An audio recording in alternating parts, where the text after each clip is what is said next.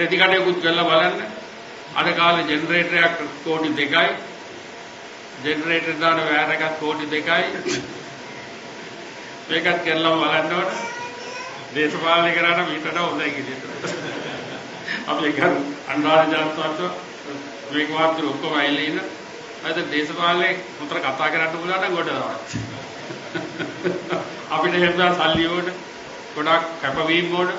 නිසා මගේ කතා අහලා වැඩක් නැහැ ඔයාලට. තව එකක් ඕනනම් කියන්න. මං ගැන. මම අවුරුදු 6ක් රට වැඩ කළා. සල්ලි ටිකක් හොයාගෙන ඇවිල්ලා පොඩියට ෂොප් එකක් දානවා. ඉස්සෙල්ලා මට එක දවසක් තිබුණා 3ට නවන රුපියල් 55 කුඩයක් විකුණලා ගෙදර යන්න වුණා එක දවසක්.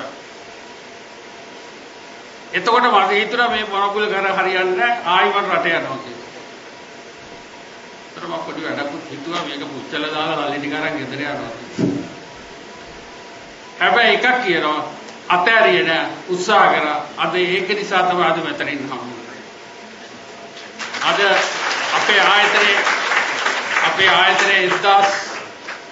1800ක් අද වැඩ කරනවා.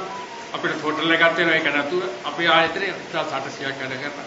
අපි ලොකු සේවයක් රටට කරලා තියෙනවා. එච්චරයි.